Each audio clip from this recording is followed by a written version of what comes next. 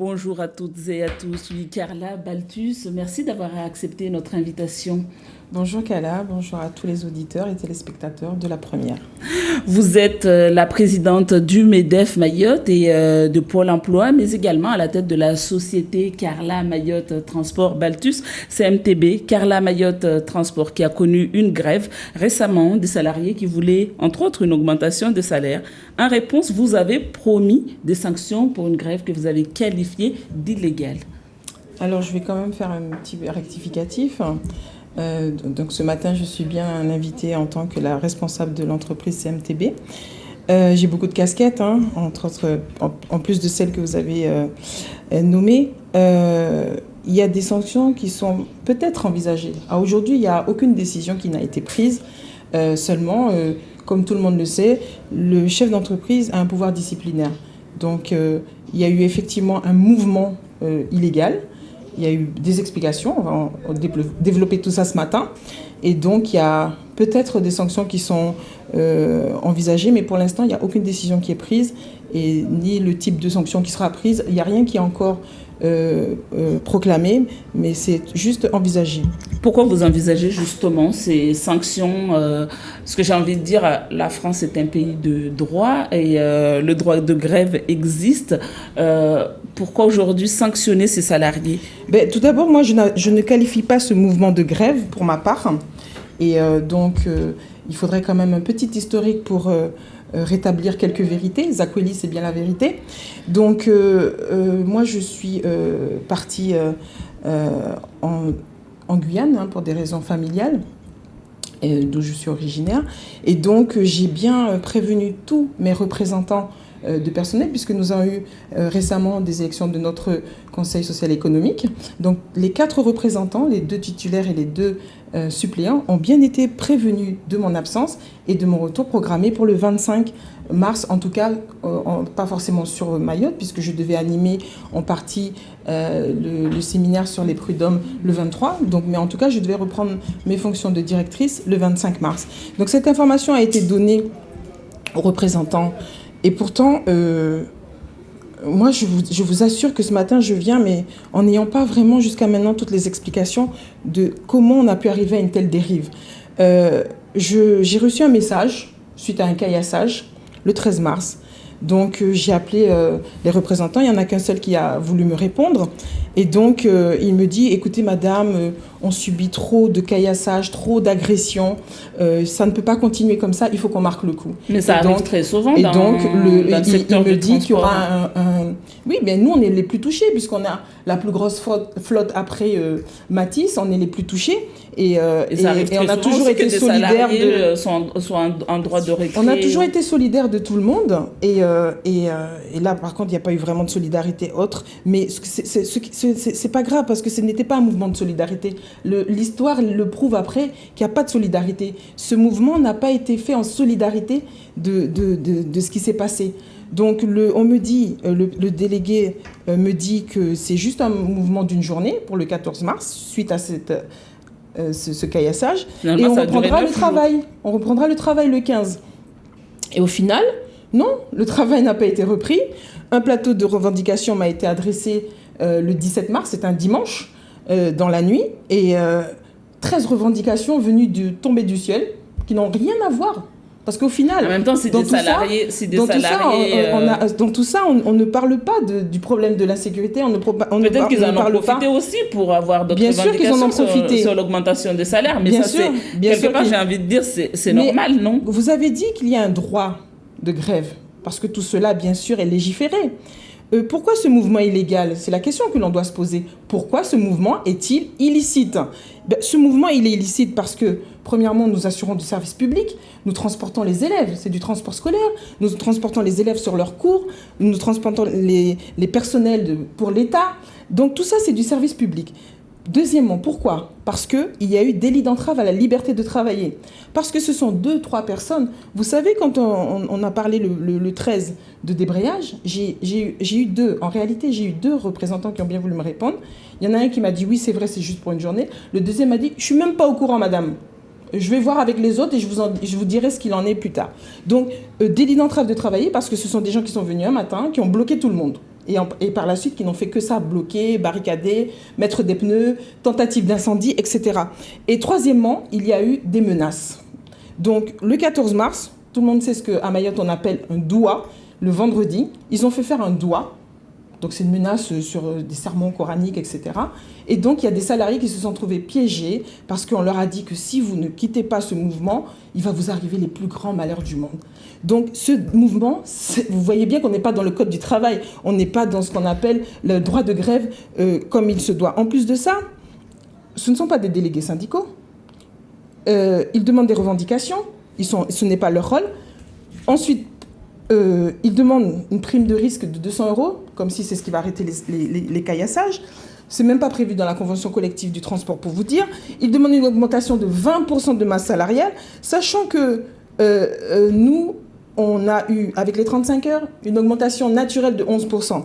On a donné les tickets restaurants, c'est pratiquement une augmentation de 8%. Carla Baltus, vous êtes la présidente du MEDEF. Et à Mayotte, on a tendance à dire que dans le secteur privé, il ne faut pas se mettre en grève parce que justement, il y a des risques de sanctions. Est-ce que aujourd'hui, en disant clairement que vous y réfléchissez à des sanctions, est-ce que vous ne participez pas à ce sentiment général qui consiste à dire que finalement, le secteur privé à Mayotte, il est déconseillé d'être gréviste, même si on est salarié protégé. Je répète encore une fois, le droit de grève est bien légiféré. Il y a bien un cadre. Nous sommes dans le cadre du transport public de personnes. Il y a des règles à respecter. Si ces salariés avaient l'ignorance totale des règles du jeu, pourquoi pas ? Mais ce n'est pas le cas. Il faut que vous compreniez que moi, dès le 18 mars, j'ai fait appel à un médiateur professionnel qu'ils ont rejeté. J'ai fait appel à la DIECT. J'ai fait appel aux responsables de syndicats, la CFE, CGC, M. Djoumoua, M. Salim Naouda. Ils ont intervenu personnellement dans ce mouvement en expliquant à ses représentants et à ses salariés les règles du jeu. Les règles du jeu n'ont pas été respectées. Donc, on ne peut pas aujourd'hui m'accuser. Mais pour vous, aujourd'hui, c'est quoi? Il y a une tentative de déstabilisation en interne, c'est quoi? Alors, pour moi, clairement, ces représentants de personnel ne sont pas dignes de mes salariés. Ils ne sont pas dignes de mes salariés parce qu'ils ont... Vous voulez les licencier? Je vous ai dit en préambule qu'aucune sanction n'était définie à aujourd'hui. Il y a des sanctions qui sont envisagées, mais elles ne sont pas définies. Donc aujourd'hui, il y a des procédures, parce qu'il y a quand même eu, comme je vous ai dit, tous les délits cités précédemment. Donc il n'y a aucune sanction qui est comment dirais-je, définie aujourd'hui. Il y a des choses qui sont envisagées, mais ce n'est pas encore le cas. Donc pour moi, ce n'est pas un mouvement de grève. Donc ces personnes ont bien été conseillées, on leur a dit, reprenez le travail, c'est pas comme ça. Il y a des règles du jeu, respectez-les et reprenez le travail. Et puis moi, j'ai prouvé ma bonne foi, madame. Dans cette affaire, j'ai prouvé ma bonne foi. Il y a des mails qui sont là, copiés à la DIECT, copiés à la préfecture, copiés au syndicat, copiés à ceux qui ont bien voulu me donner leur adresse mail, de ma bonne foi, en disant « Attendez que je revienne. S'il y a des choses à voir, on va s'asseoir autour de la table. Attendez juste mon retour parce que je suis partie en Guyane. » Parce que ma maman s'est fait opérer tout simplement. D'accord ? Donc, je suis aussi une personne avant d'être tous les postes qui ont été nommés. Oui, on l'entend bien. Justement, vous parlez de la Guyane. Actuellement, dans l'actualité à Mayotte, Marine Le Pen est ici dans le cadre des élections européennes. On fait souvent un parallèle entre Mayotte et la Guyane, notamment au niveau de l'immigration. Comment vous, aujourd'hui, vous interprétez, vous comprenez la venue de la présidente du Rassemblement national ici? Moi, je n'ai pas suivi sa venue. Je l'ai vue, comme tout le monde dans l'actualité. J'ai vu passer, je n'ai pas suivi ce qu'elle a... je crois qu'elle est venue pour les européennes, elle est en campagne. Donc, c'est une élue de la République, il me semble. Donc, elle est venue. On sait aussi qu'à Mayotte, il y a des communes où elle a quand même... comment je vais dire, une certaine majorité affichée. Donc, moi, je ne suis pas là pour juger, je ne fais pas de politique. Et encore une fois, ce matin, je suis là au nom de la direction de ma société de transport et non du MEDEF. Sans doute, mais on ne peut pas ignorer aussi que vous êtes la présidente du MEDEF. On aura l'occasion d'en parler à ce titre ultérieurement. Dans le cadre de votre entreprise, vous collaborez avec l'école Hippocampe qui traverse des phases bien difficiles aujourd'hui du côté de Kombani. On sait que l'école, l'entreprise doit de l'argent aux transporteurs, entre autres. Aujourd'hui, ça en est où votre collaboration?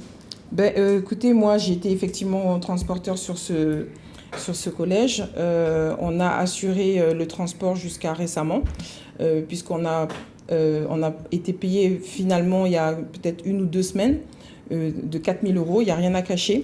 Donc il y a une très très grosse facture qui est là. Combien? J'ai pas tous les chiffres, mais c'est plus de 30 000 €. Et donc, on a mis en demeure l'établissement de nous payer. Et puis, comme il n'y avait pas de visibilité, parce qu'à un moment donné, il y a eu des échanges, des négociations, et puis finalement, ça a capoté. Finalement, on a été, entre guillemets, remplacé du jour au lendemain par un seul transporteur pour les 5 lignes, qui après lui-même a abandonné, même pas une semaine après. Donc, aujourd'hui, on n'est pas payé alors qu'on a vraiment fourni un service de qualité. Justement, vous avez arrêté de transporter ces élèves, mais justement, transporter des élèves, c'est pas un travail comme un autre. Aujourd'hui, et vous l'aviez dit tout à l'heure, quand il y a rupture justement de service public, de service comme ça, est-ce que vous n'auriez pas pu continuer quand même malgré tout? Il n'y a aucune assurance qui a été donnée qu'on sera payé un jour. Ça, il faut bien le comprendre. Et ça fait longtemps qu'on tient, ça fait longtemps qu'on n'est pas payé et qu'on tient. On a des obligations.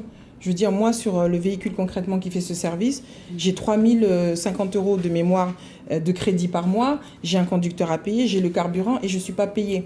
Donc, ça ne peut pas fonctionner. Je pense que quand on a un contrat, et moi j'ai pas un contrat puisque moi on m'avait juste demandé un devis à la base, donc quand on a un contrat, s'il y avait eu contrat en bonne et due forme, c'est les deux parties, ça fonctionne des deux parties. On peut pas demander d'un côté de respecter les droits des uns et de pas respecter les droits des autres. Ça ne fonctionne pas comme ça, il me semble, en tout cas dans notre beau pays. Je reviens sur votre casquette quand même de présidente du MEDEF. On a le prud'homme, le conseil de prud'homme qui est prévu pour 2022. On a tous en mémoire ce qui s'était passé avec la non-désignation des assesseurs, etc. Comment vous expliquez aujourd'hui que l'État ait traîné autant la patte? Écoutez, je pense qu'il y a un certain nombre d'explications techniques, juridiques qui ont été données à ce jour. Il y a une préparation aussi, parce qu'on ne devient pas du jour au lendemain un juge. Il ne faut pas oublier que quand on parle de prud'homme, on devient un juge. Donc on n'est plus comme maintenant, on sera plus comme maintenant des simples assesseurs entre guillemets, mais on sera des juges. Donc ça demande de la formation, ça demande de trouver les bons profils, ça demande un certain temps d'installation. Et puis, comme on est toujours sur la convergence nationale, on est censé prendre à un moment donné un mandat en même temps que tout le monde, puisque les mandats sont renouvelés. Mais est-ce que ça n'aurait pas pu se faire avant toute cette préparation? Pourquoi on en a... Vous voyez bien que même aujourd'hui, on n'est pas prêt. Tout le monde sait qu'on a donné une date pour l'application du Code du travail, mais pour autant... on n'est pas prêt, il ne faut pas se mentir. On est encore en train de se former tous. On est encore en train de... Même nous, les dirigeants... Mais pourquoi on n'est pas prêt? À qui la faute? Mais à qui est la faute? Mais je pense que vous avez reçu beaucoup de fois des syndicats qui vous ont dit on a imposé ce Code du travail. Ce Code du travail, il a été imposé sans préparation. Vous ne pouvez pas demander du jour au lendemain 30% du Code du travail, passer à 100% et que tout ça soit acquis du jour au lendemain, que ce soit pour les salariés, que ce soit pour les dirigeants d'entreprise. Il ne faut pas oublier que beaucoup de dirigeants d'entreprise, comme je l'ai déjà dit, ont eu des opportunités, se forment au jour le jour sur le terrain. Donc vous voyez bien que même les plus grandes entreprises, on a eu l'occasion à la CCI, le MEDEF, d'animer des ateliers thématiques. Il y avait les plus grandes entreprises qui sont venues écouter parce que même elles ont des difficultés. Donc n'en parlons pas, 90%, voire 95% du chef d'entreprise qui représente des petites TPE, c'est pas à eux que vous allez demander de maîtriser tout ça du jour au lendemain. Parce que souvent, le problème qu'il y a, c'est qu'on est focalisé sur les grosses entreprises et on oublie les petites. Et on demande aux grosses entreprises, on demande aux grosses entreprises de faire des efforts, échelonné jusqu'à 2022. Qu'on est sur un marché où tout le monde va et il faut que tout le monde puisse avoir comment dirais-je, bénéficier des mêmes avantages ou inconvénients. Vous le comprenez alors que ça soit échelonné, étalé jusqu'à 2022? Ça demande de la préparation, tout ça, bien sûr. Ça demande de la préparation.